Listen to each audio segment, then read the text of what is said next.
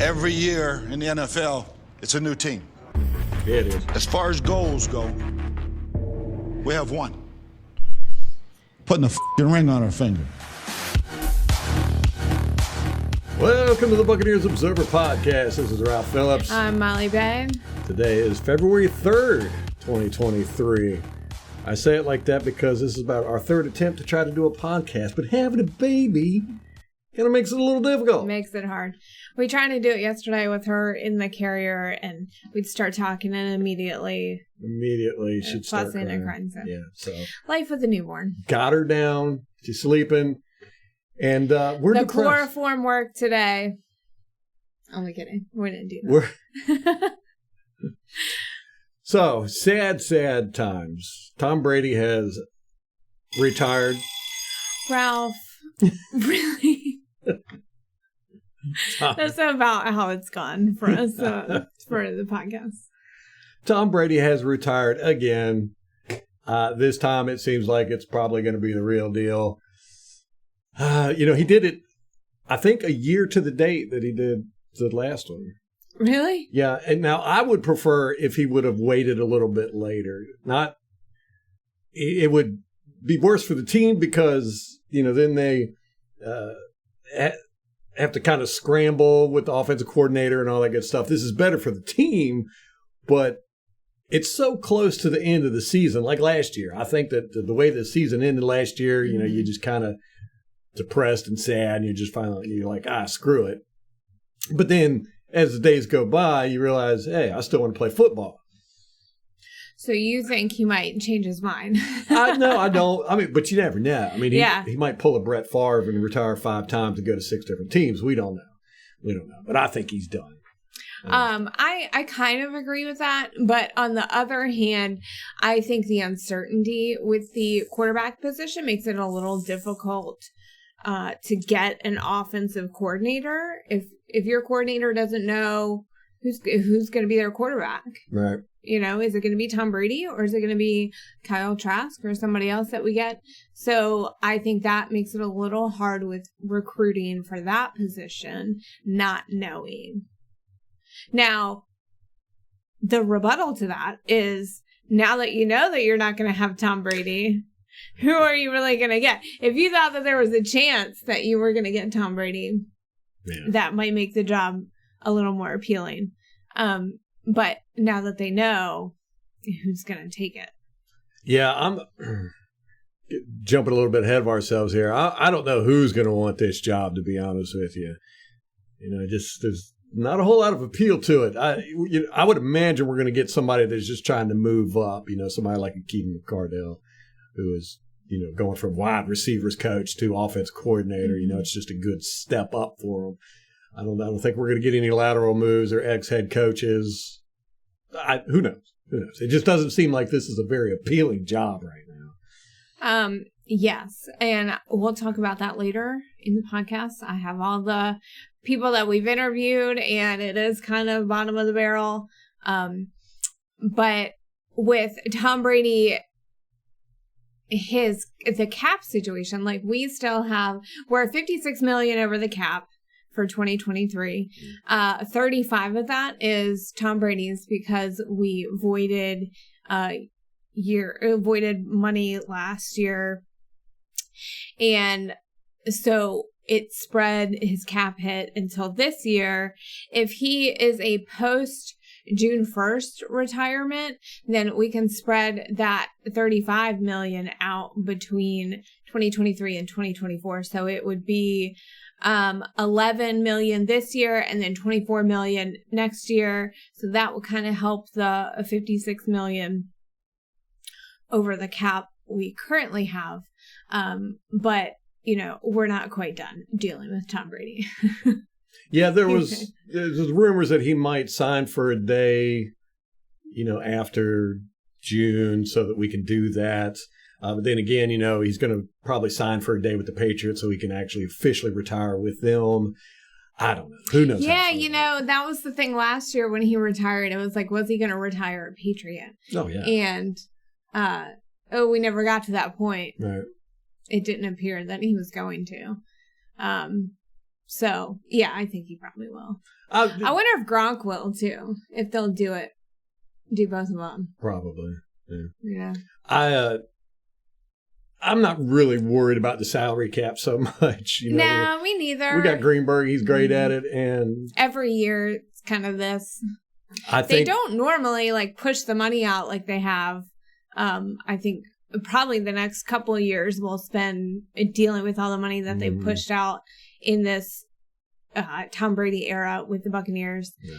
And I think that it's kind of a short-term thing. We'll probably get it resolved within the next couple of years, so we don't keep carrying all that money forward, because the organization doesn't typically do that, right. And they don't like to do that. So, yeah, and as much as people hate to say it, I think we're kind of in a rebuilding phase where I don't think we're going to go out and get a bunch of free agents.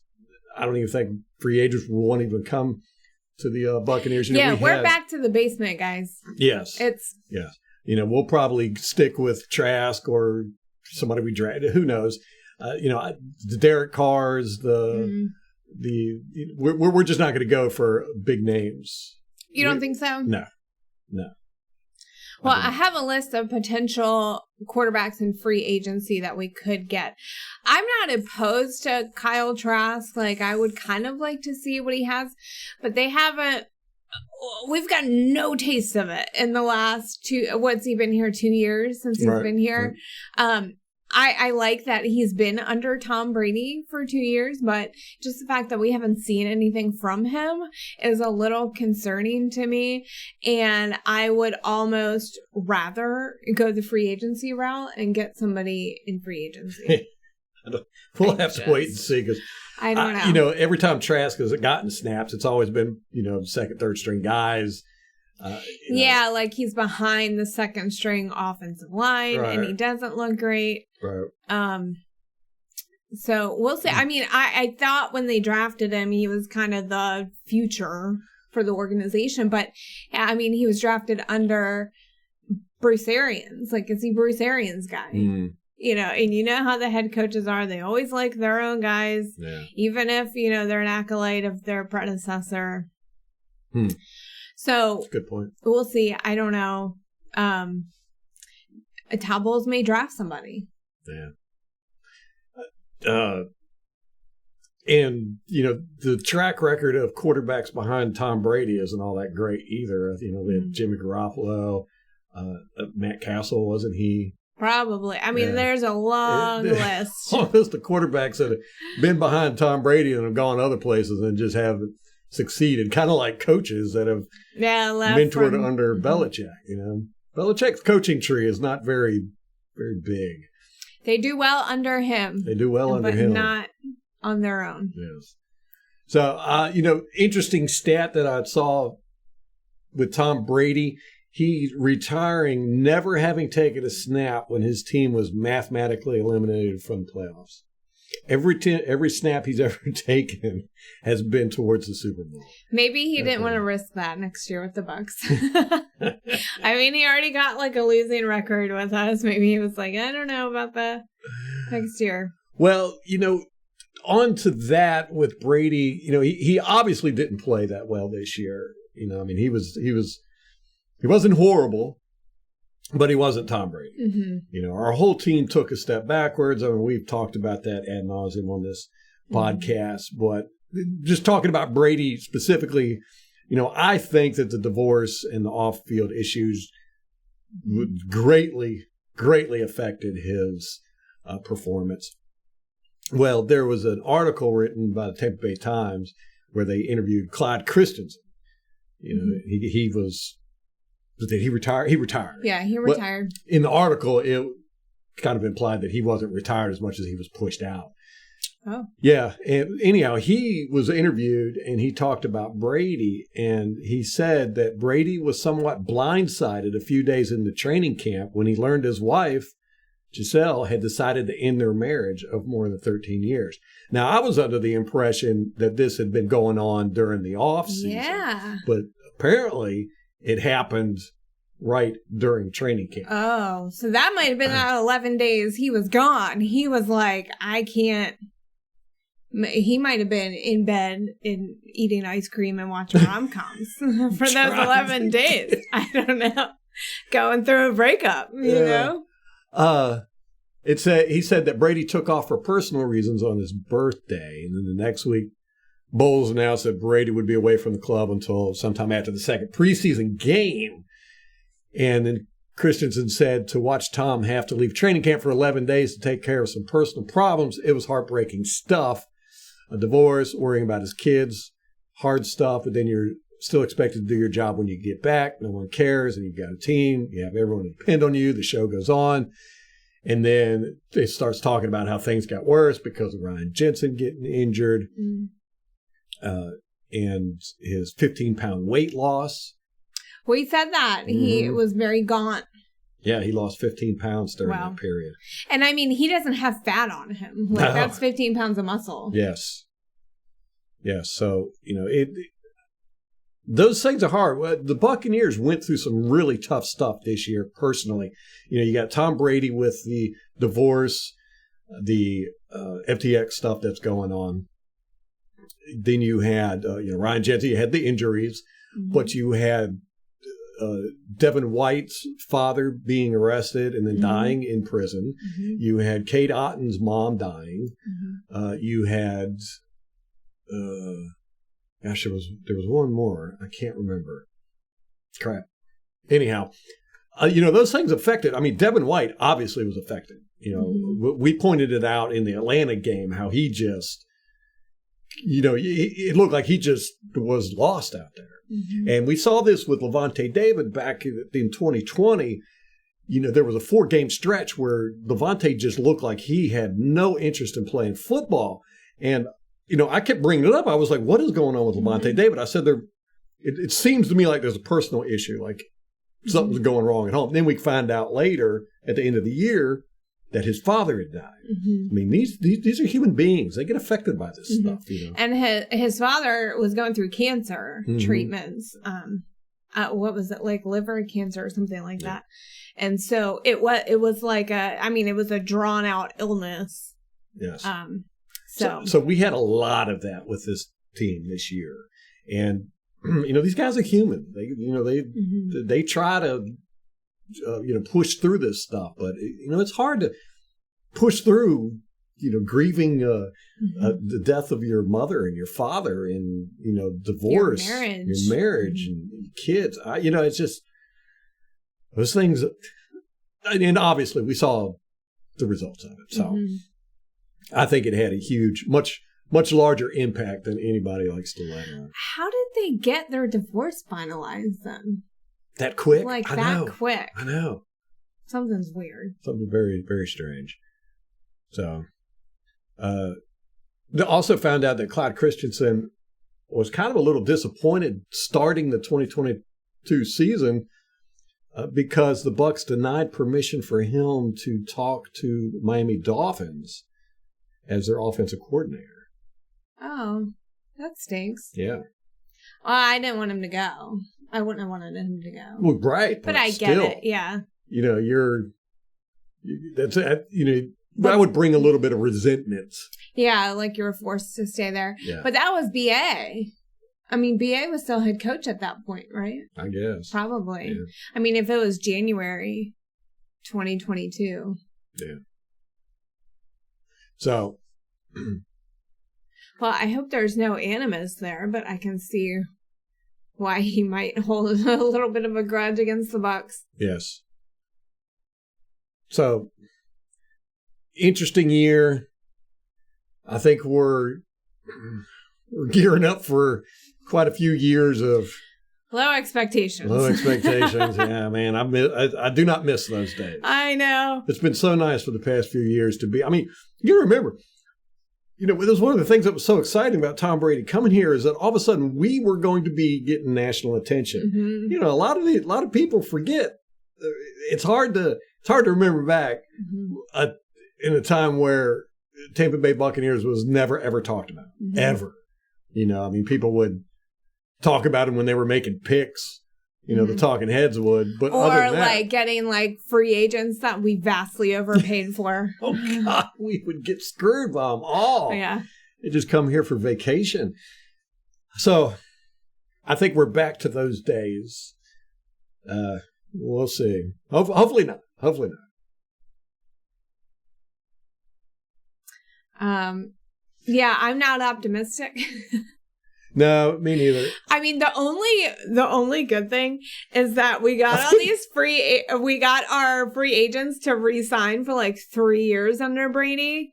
Yeah. And, last year, like Ryan Jensen, Leonard Fournette, some other people, we got them for longer, I think, than we normally would have, because Tom Brady was here and they were willing to sign those contracts. So like Jensen, we've got for another 2 years. Lenny, we have for 2 years. So that's our saving grace, is that these good players we have under contract for a little bit of time. Some of them. Now, we got a lot of them that are. We got Lavonte David coming up. Mm-hmm. He's going to be a free agent. Are we going to sign him? I don't know. I really don't. And I don't really trust Todd Bowles that he's got as Bucs fans, like, we have loyalty to Lavonte David because he's been here 10, 11 years at this point. He was our best defensive player last year. It was incredible. Yeah. But, Todd Bowles, does he have loyalty to Lavonte as a player? No, probably not. The front office might have a little bit more. Well, but I don't know. We've seen with the Glazers, like with Derek Brooks, they just flat out cut him. It just shocked the whole fan base. We let all of our guys go. John Lynch, Warren Sapp, Derek Brooks. It's everybody. We don't have, I don't know, this loyalty, I guess. Yeah. So, Lavonte David is the real question mark. All the fans, of course, are going to say, hey, we re-signed Lavonte David, but who knows with this team? I know. Have we ever done that? Have we ever re-signed a guy basically just because the fan base wants him? And, Lavonte David is a great player, and he played great for us last year. He's probably the most solid defensive player we had. And who knows? I know. Who knows? Bruce Arians, he's probably gone. I don't know if he's officially retired yet, but, he let it be known that he wasn't happy. Like we said, he was not happy with Bowles firing people. Oh, really? Yeah. And from the way he was talking, it sounded to me like he was, he's done. So. That would not surprise me. Ooh. But he was only signed through this year anyhow. So. Okay. Right. I don't know how much influence he had in the front office. I don't know what, Yeah. He gets this a new position created to keep him in the front office. What was he doing? And then there were rumors when he was head coach that he wasn't really doing anything anyway. I don't know. I don't think that's true, but. Well, I think he does enough, just his presence. And I wonder what that means for his relationship with Todd Bowles. The value of having BA in the front office was so that he could still provide some guidance and, mentorship. And if Todd Bowles is just running the team and he's not using BA for that purpose, what is the point of having BA there? Yeah, I think he's gone. I think BA is riding off into the sunset. Him and Tom Brady can go play golf together. I know. Why wouldn't you go out on top? I don't know. I think the Peyton Manning way is the way to do it. Win a Super Bowl, retire. Tom Brady should have done that. That's how they all want to do it. Yeah. The 2021 season was dang close. That comeback against the Rams and then to lose it on that last play was just heartbreaking. Did that break us as a team? Yeah, it might have. Don't know. The good thing about it is that the whole NFC South is a mess. The quarterback situation is ridiculous in the NFC South. Nobody's got a quarterback. You could say the Saints are the closest with Jameis Winston. But, we don't know who our quarterback is. We've got one quarterback signed on the roster, and that's Kyle Trask. The Panthers, what are they going to do? The Falcons, what are they doing? Who knows? And every single one of those teams has coaching staff changes at major positions. So Atlanta, their defensive coordinator, Dean Pease, just retired. And so they had to replace him. So they've hired Ryan Nielsen, who was with the Saints. And he was assistant defensive coordinator, I think. Yeah. And so they've got that going on. And then they've also hired Jerry Gray as assistant head coach / defensive coach. He was recently with Green Bay. He was their defensive passing game coordinator. These positions are just getting so stupid. Assistant head coach, passing game coordinator, running game coordinator. It's too much. He's got history with Arthur Smith. So there's that. And then in New Orleans, of course, Sean Payton was traded to Denver. He was not with the team, but now they have some additional draft capital from that trade. Yeah, they didn't get a whole lot for that, though. I think they got a 1 and a 2 and they traded a 3rd or something. Yeah, so they got Denver's first round pick, which Denver acquired from San Francisco. So it's at number 30 overall in 2023. Not a big deal. What is that going to do for them? And then a 2024 second round pick in exchange for their 3rd round pick. So they get an extra 2. Now they won't have a 3 in 2024. They did not have a first round pick in 2023 previously because they had traded that to Philly last year. So, and then they fired their, again, co-defensive coordinator. What these stupid positions? And he was also their secondary coach, Chris Richard. And so they are replacing their defensive coordinator. So Ryan Nielsen, who went to Atlanta, and this guy, so he left. He was co-defensive coordinator. And then the other co-defensive coordinator fired. So they will have a new defensive coordinator this year. Of course, under Dennis Allen, like he was defensive coordinator when Sean Payton was there, moved up, wasn't happy with his staff, and now they're doing a rehaul of their defense. So defensively, they're a mess. They don't have a quarterback. What are they going to do? Who knows? Yeah, so as bad as we are, the rest of the NFC South is just as bad. Right. Carolina just hired Frank Reich to as a head coach, and then he did just hire, and this was in the Detroit media. It had not hit the mainstream yet, but he hired Deuce Staley from the Lions staff. And they have history together. But Staley's mother lives in South Carolina and has some health issues. So he was coming probably to be closer to his mom. And he was, what was he at? He was running backs coach and assistant head coach for the Lions, and it could be a lateral move or he could be offensive coordinator in Carolina. They hadn't announced it yet, what his role was going to be.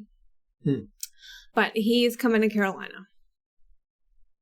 So everyone's a mess. They're all kind of rebuilding. I would say we're probably the most stable of all the... That's sad. I know, exactly. I mean, not sad for us, but sad for the NFC South for it to be that messed up. I know. And you thought this year was bad. Well, No. Well, the Rams ended up hiring Jets offensive coordinator Mike LaFleur as their offensive coordinator, which, he's one of the guys that I thought would be good for us. After you asked me that question, I started thinking about who I would like to see as offensive coordinator. You kind of blindsided me in the last episode. But I was thinking Bill O'Brien, and then shortly thereafter he was hired. He went back to, did he go to the Patriots? Is that where he went? Yes. Okay. Yes. Yeah. I was like, oh, Bill O'Brien would be great and maybe make Tom Brady want to stay. Yeah. Yeah. Still haven't heard anything about the ex-Cardinals head coach. Yeah, I guess he's still in the Philippines, licking his wounds, meditating. He's never coming back. Yeah, he was great. I thought his offensive scheming was great. So we're not interviewing anyone near that caliber. I know. So do you want to go through the list of who we're interviewing? Sure. Who we've interviewed? Okay. So Kellen Moore, offensive coordinator for Dallas, who was fired. We interviewed him. He went to the Chargers, right? So that wasn't happening. Dan Pitcher, quarterback coach for the Bengals. We interviewed him, and the Ravens requested permission to interview him. And then shortly thereafter, he got a big fat extension from the Bengals. So he is not going anywhere. They didn't want to lose him to Ravens, that's for sure. Yeah, exactly. Absolutely. Jim Bob Cooter. Jim Bob. I know. I just love the name. I know. And I expected him to be like old. He's not old. He's a whippersnapper. But with that name, I was like, who names their kids Jim Bob Cooter? I know. Maybe he took the name himself. I don't know. Anyway, he's with Jacksonville now as a quarterback's coach. The Panthers also requested to interview him. So, speaking of the Panthers, Matt Rule has fired an arbitration suit against the Panthers. Mm-hmm. Apparently, there's $5 million there that they're arguing about. Oh, yeah. And they'll probably settle for 2.5. Split the difference. Keenan McCardell with the Vikings. He's the Vikings wide receiver coach. We interviewed him. That's who you think, like, on that caliber? Yeah. Probably. Yeah. I mean, everyone that we're interviewing is pretty much on that level. Clint Kubiak, who is currently with Denver as the passing game coordinator and the quarterback's coach. We interviewed him. Ugh. I know the name. I don't remember who he is. Well, just from Denver's quarterback and passing game, I would say. Oh, yeah. That's true. That's true. Shea Tierney, who is the Giants quarterback coach. We've interviewed him, which Daniel Jones is a free agent this year. Yeah. So we'll see. And then the big name is Todd Monken, who's currently offensive coordinator at the University of Georgia.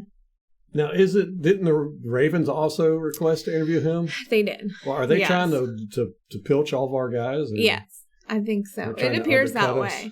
Yeah. But they're kind of in the same boat that we're in because Lamar Jackson's a free agent this year.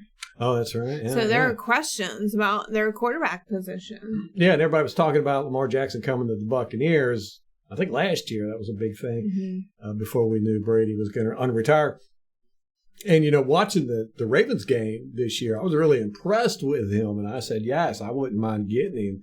But, with the injury issue and then, whether it's injury or him just not wanting to play with the team anymore and them going to the playoffs and him not playing, I'm just not a big fan of that mess. Yeah. I agree. And it's been a consistent thing with him. Yeah. And like through COVID, he had some kind of weird injury or illness. He had an illness. They weren't saying what it was. They said it was not COVID, but he was out for like weeks with that. And it's like, okay, like what is that? Yeah. I don't know. So there was that. He's had injury issues pretty consistently. So, and that's so common with these running quarterbacks. And that's why we're not really a big fan of them. Right. I mean, you look at Hurts, he was out, 4 weeks at the end of the season. And it's an issue with the dynamic quarterbacks is they are going to miss games due to injuries. Pat Mahomes with his high ankle sprain, he played through that, but not at 100%. Yeah. Yeah. Well, he's one of the rare ones that really hasn't had the injury bug hit him yet. He will. Oh, yeah. It's coming. It's coming.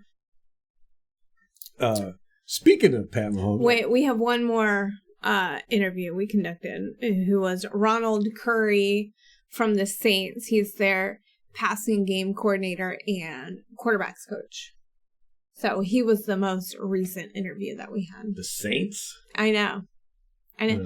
Well, you had the co-defensive coordinator from the Saints go to the Atlanta, and it was kind of a lateral move for him. So interesting. Yeah. None of those guys are inspiring. I know. Todd Monken is the closest, but like I said, man, he's not coming here. I'm not a big fan of rehiring guys you fired. It's just subconsciously, no matter how they might want to achieve, but subconsciously in the back of their head, man, they're thinking, this team screwed me over once. So don't know. Just not a big fan of it. I would like to, of all of them, he's the best so far. We'll see. He's not coming here. You don't think so? No. I mean, if it's between the Bucs or the Ravens, the Ravens are more appealing because you have an established head coach who's been there for years with a long record of success in a division that's not particularly strong. I mean, you have the Bengals, but the Steelers and the Browns, the Ravens have made it to the playoffs consistently, since John Harbaugh's been there. If you're going between the Bucs and the Ravens, you're picking the Ravens. Yes, and you also got to look. A lot of these guys are looking at Todd Bowles and going, he's kind of on the hot seat. You don't want to come in here and either one become a scapegoat or two. Get fired with him and the rest of the staff next year. Right. He's got another year, maybe. Yeah. Well, maybe 2. Yeah, they might give him 2. Yeah. But do you want to be looking for another job in 2 years? Right. When you've got a stable one here at Georgia. Right. That's why I say we're going to have more of a guys looking to move up in the ranks. It'd be okay if they get fired in a year or 2 because then they got this on their resume. So. I agree. D'Amico Ryans is the new head coach for the Texans. I find that interesting just in the fact that, he was the defensive coordinator for the 49ers for the past couple of years, but he doesn't have a lot of experience as far as coaching goes. He's been a coach with the 49ers. I think he's been under Shanahan the whole time. I'm not sure, but he was a linebacker for the Texans for 6 years. Oh, wow. And, from 2006 to 2011. And then he went to Philadelphia. He was linebacker with them up until 2015. Took a year off and then started as an assistant coach with the 49ers. And it's just been for the past 2 years that he's been the defensive coordinator. So it's a big step up, to go from defensive coordinator to head coach. But it's kind of like with Miami, that guy.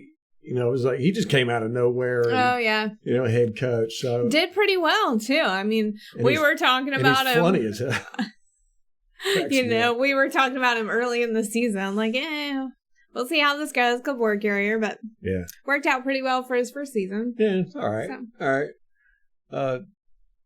Did a little bit better than expectations, I think. I think if Tua would have stayed on the field, it might have been a little bit better. Anyhow, let's move on. You got all that covered? Let's talk about these championship games.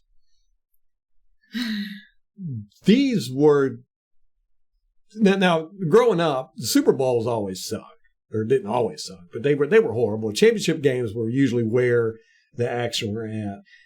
It's kind of shifted. Most Super Bowls in the past decade and a half have been really good. You haven't seen too many blowouts like you used to see. championship games has still been up there, though. These championship games were extremely difficult to watch. They were horrible. And going into it, I was really excited. I wanted to see Philadelphia and the 49ers, and I wanted to see the Chiefs and the Bengals. I mean, they were just perfect matchups. They really were. The best teams in the league made it, and then they get in there, and it was mainly the officiating. It was just garbage. I mean, that 49ers game, I had a hard time watching it because it was just flags every play, it seemed like. And they all went against the 49ers, which, when we played the 49ers, they didn't throw hardly any flags against 49ers, and those guys held and all that good stuff. I complained about it, but they were the better team. They would have beat it. They didn't have to hold us. They just did. And so, I don't have a whole lot of sympathy for as far as the 49ers are concerned, but I thought it was just really crappy officiating. And it's been that way for a few years. It's just gotten so bad that, games are being decided by the third team on the field, and it shouldn't be that way. The Bengals Kansas City game, when it came down to that push out of bounds, that was the deciding factor in that game. At that point, it would have been a long field goal, 56, 57-yard field goal. Probably wouldn't have made it. Probably would have gone into overtime, blah, blah, blah. But the refs, because of that play, allowed Kansas City to have a pretty much chip shot field goal. And the ref decided the game in that instance. And a 49ers game was just absolutely horrible. I saw so many missed calls, and so many of the calls that they did call was just complete crap. The right tackle for the Eagles, he false started like every single play. Yeah, because he was going up against Bosa, and he got an extra step on him the whole damn game. I mean, there was at least 6 times where it was so obvious that he false started, and they didn't call it, not once. The fumble that Josh Johnson did, remember he fumbled the snap, he was in shotgun, he fumbled the snap. On that play, both the left and right tackle false started. And I don't know if that affected the play or not, in the sense that, Johnson, it looked like he looked over at the right tackle because it was a huge false start. I mean, it was blatantly obvious to everybody, I thought. And I think he was expecting the whistle to be called. And it looked like the left tackle, he kind of gave up on the play. And, when the scrum was going on, everybody fighting for the ball, the left tackle was just kind of standing there. I think they thought, there should have been a whistle, or there was a whistle, or they were waiting for the whistle, or whatever. But it was a blatant false start on both the tackles. And, it didn't get called. And then there was the issue, and I haven't heard anybody talk about this, but, Josh Johnson got pulled out of the game. Now, I didn't see it. It was Ndamukong Suh tackled Josh Johnson, and he went to the ground and hit his head on the ground. And I didn't see it, and nobody really made an issue about it during the game. And the next thing I know, Purdy was back in there. And I'm like, what happened to Josh Johnson? And you said, he got taken out of the game. And I was like, well, what happened? Well, nobody knows. Shanahan doesn't even know. After the press conference, they were like, what happened with Josh Johnson? And he said, I don't know. He said he got pulled from the game. I don't know who pulled him, and I don't know who made the call to keep him out of the game. So they ended up having to put Purdy back in, who couldn't throw, and they just gave up after that. They realized there was nothing they could do. They just ran the ball. Well, that was that 2-0 rule that got stated. Yeah. Just based on the way that his head hit the ground, you had somebody call it and say, he's a risk for a concussion. Right. He needs to come out. Right. So that just completely ruined the 49ers. There's nothing they could do. I just find it weird that they don't. I can understand them pulling him because of the way that it looked, but why didn't they evaluate him for the concussion and then, clear him if he was fine? I think because of what happened with Tua earlier in the season, they didn't do that. They're not doing that. They're just pulling him in an abundance of caution. But it totally screwed the 49ers. Oh, God, yeah. And I talked about this at the beginning of the year. This was going to happen, that we were going to have a quarterback pulled. And this is the NFC Championship game. We had a quarterback pulled. Nobody knew what was going on. And they said that I heard that he was a little wobbly getting up, and they took him to the tent, and he failed the concussion protocol or whatever. I don't know. Nobody knows. That's the thing. It's not transparent. I don't like it. Mm-hmm. I do not like it. Now, watching both of these games, I was like, what is going on with this ref? And usually during the playoffs, they let you play. Yeah. And it just didn't seem like they were doing that here. They were very just in every play, it seemed like, or they weren't in obvious situations. But, when I saw the Kansas City, the push out of bounds, immediately I was pissed because I just don't like that crap, in the sense that it's, the rule says forcibly hit the guy out of bounds. You got to forcibly hit the guy. He didn't forcibly hit the guy. If you look, he just barely touched him. He actually grabbed him by the arm too. And it looked like he was trying to pull him, like he was trying to keep him from going down. But then Mahomes lifted his arm up to get his arm off of him. And then it was obvious to everybody that Mahomes flopped. Yeah, that was Major League Soccer caliber. Exactly. Flopping. Yes. Yes. Which I'm going to talk about this. Back in the 90s, I had a huge argument about people were talking about why soccer just doesn't catch on in America. And I said, there's two reasons why soccer will never catch on in America. One is because of commercials. We love our commercials. And we used to, anyhow. I mean, Super Bowl commercials used to be the talk of the town. Everybody said they were funny and interesting and entertaining. But they're not funny anymore. They're finger wagging all the time. Or, they're saving the world with, their Coca-Cola. Coca-Cola is saving the world. And, Americans, we just love our commercials.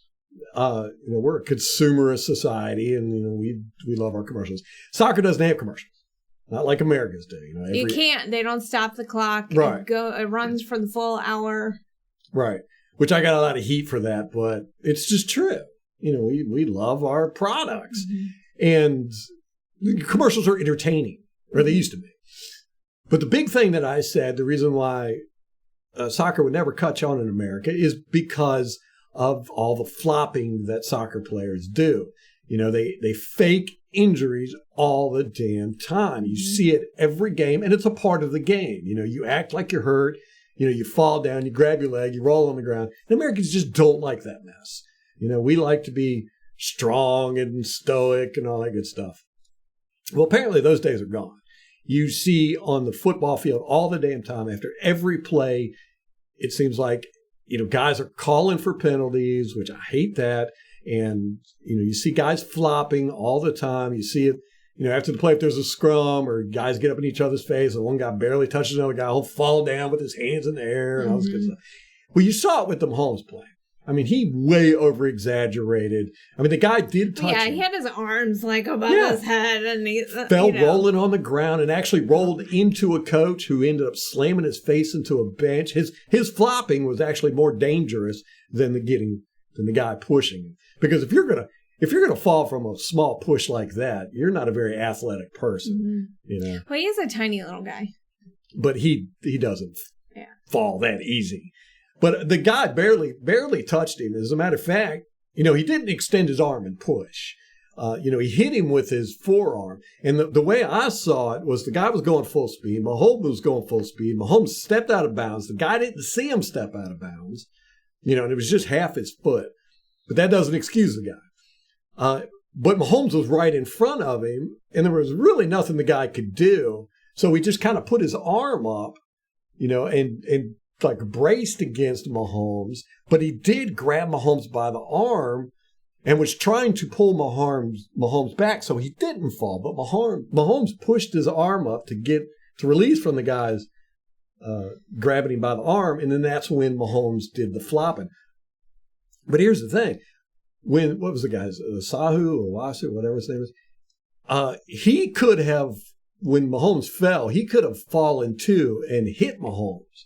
But he didn't. He avoided hitting Mahomes. And when he did it, he overextended his leg. There's the screenshot you could see his knee is really bowed, and he hurt himself trying to avoid hitting Mahomes. Mm-hmm. But he still got a penalty, and it cost the Bengals the game.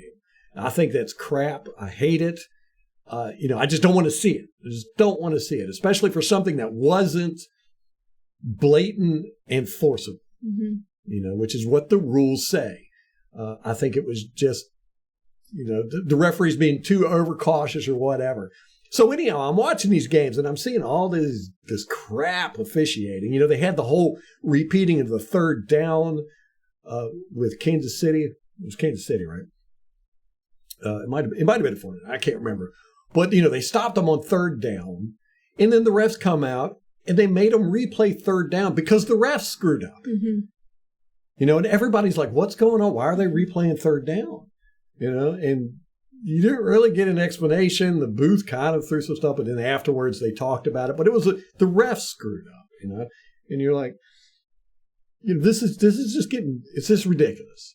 That the refs are affecting games so much. And it gives the perception to people that there's cheating involved. Yes. Like, are we throwing games? Are we making the game go one way or the other based on whatever? I mean, you've talked about it quite extensively, the betting. Yes. Do these refs have a financial interest in the game? What do we have? I mean, they're not transparent with this at all. I mean, what safeguards do we have in place that these refs aren't doing this stuff?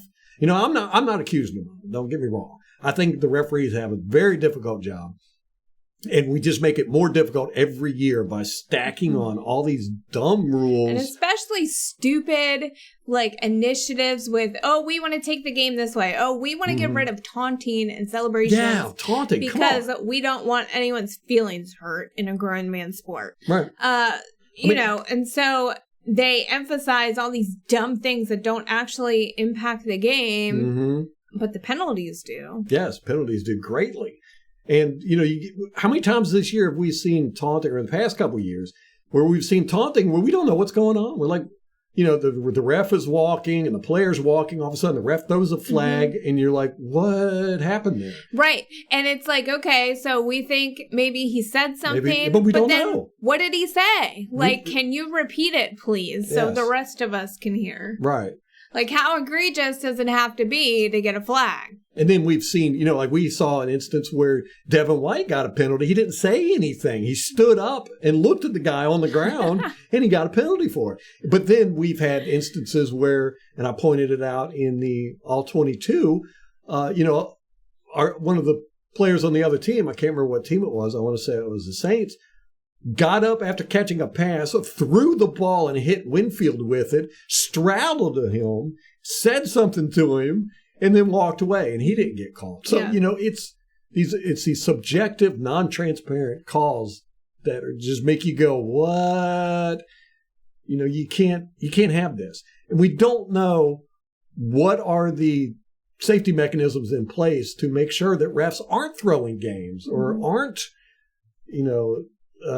making subjective calls that, they don't understand. One ref feels subjectively about a rule one way, and another ref feels subjectively about a rule another way. So you're going to get totally different calls all the damn time. You can't have that. We got to chisel down the amount of calls that these refs have to make during the games. It's just gotten ridiculous. I mean, the rule book is just way too thick now. It's gone from 10 pages to 160 pages now, or whatever. But we got the officials deciding games more so than the play on the field, I feel. And it makes it hard to watch. Nobody wants to watch that. That 49ers game was miserable to watch. It was just hard to get through, and I was so excited about that game. And then for the coaches to not even know why their quarterback is all of a sudden not in the game, he had no idea. He was like, I don't know. I don't know who called, who made the call, who, nothing. So they had to put Purdy back in there, and he couldn't throw the ball 5 yards. So then, at that point, the Eagles know every single play is a run play. Right, Not yeah. So hard they got 11 guys stacked in the box every, so. So anyhow, I'm wondering about this. I'm like, why was the officiating so horrible? And then immediately after the Chiefs game, immediately the NFL posted on Twitter that, hey, for the first time in NFL history, we have 2 black quarterbacks in the Super Bowl. And I went, oh my God, the optics on that is atrocious. Here it is. You have 2 officials or 2 referees who just had horrible officiating games. Everybody's talking about the game is fixed and all this stuff. And then you've got the NFL's been pushing the diversity and the Rooney Rule, and we want more black coaches. We want more black owners. We want more black quarterbacks in the Super Bowl. And then all of a sudden you get what you want. And it gives the appearance that you threw these games so that you could have 2 black quarterbacks in the NFL. I'm not saying that's what happened, right? But it does give that appearance, And I just put my hands in my head, or my head in my hands. I'm like, this is a very bad look.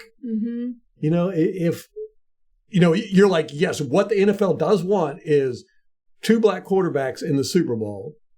And they get that, and they got it through horribly officiated championship games.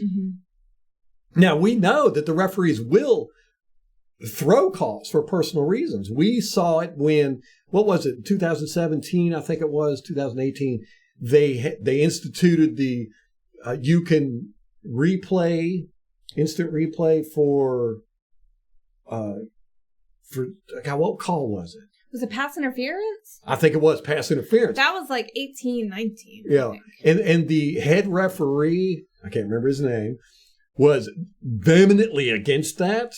And so they just totally screwed it over the whole season. Pat McAfee did a great series on it about how this was obviously they felt personally slighted by it. They didn't want it, so they screwed these calls up all year long so that the owners would say, yeah, we're not going to do that, because it was a trial thing.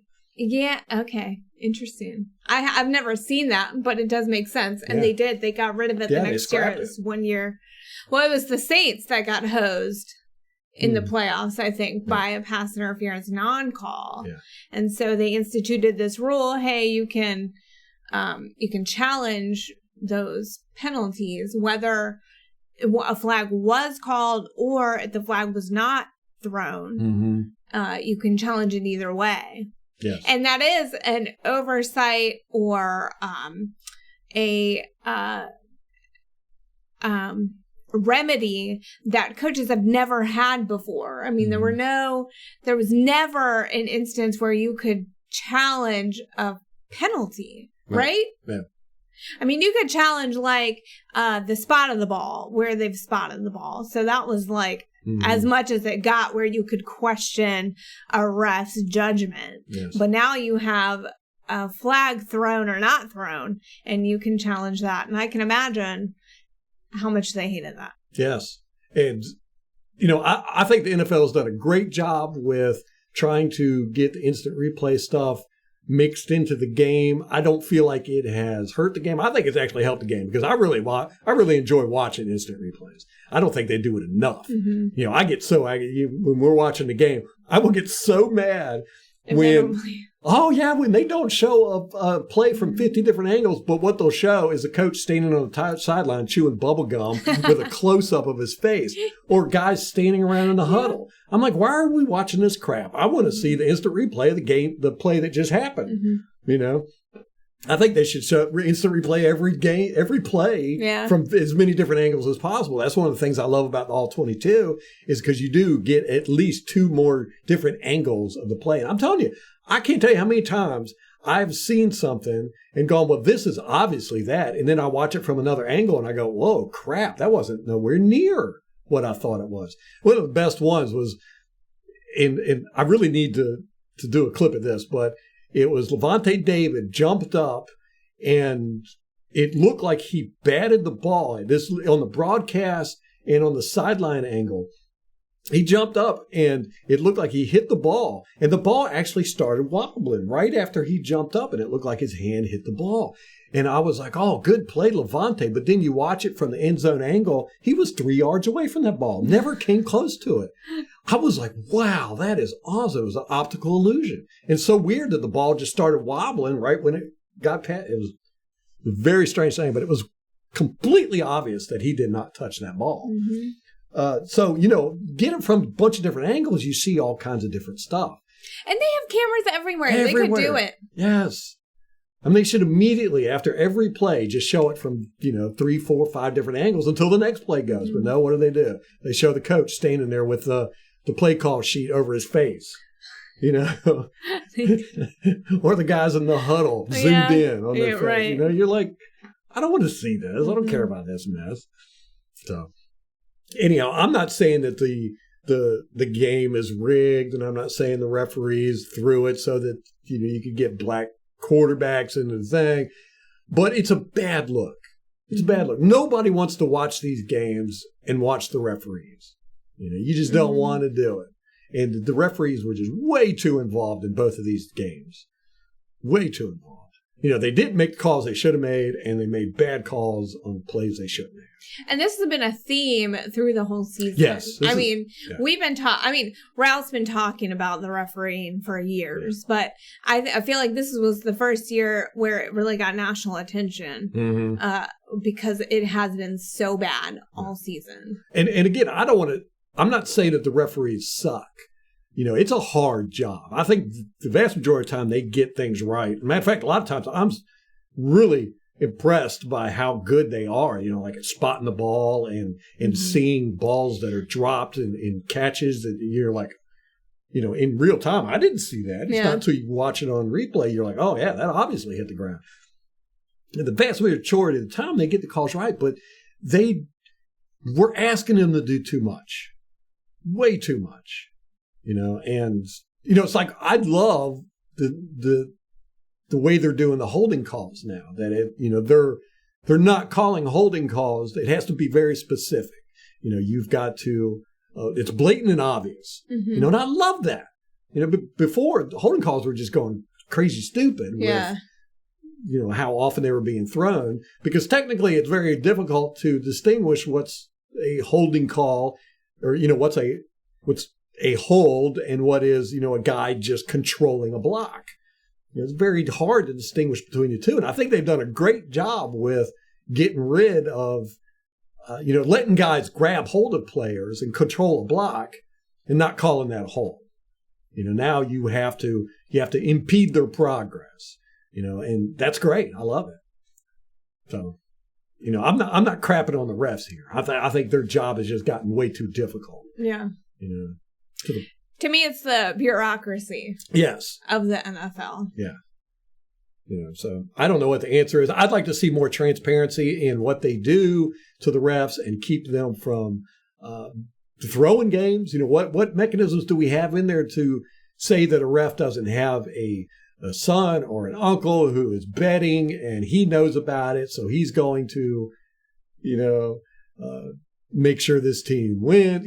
What do we have in place for that? I mean, the NFL is the only major sport that has never had a referee scandal, and that's just not possible. Yeah, like somehow they've managed it for the players and the coaches. I mean, we saw Calvin Ridley got suspended for the year for betting, and it was like $1,000 bet, something like that.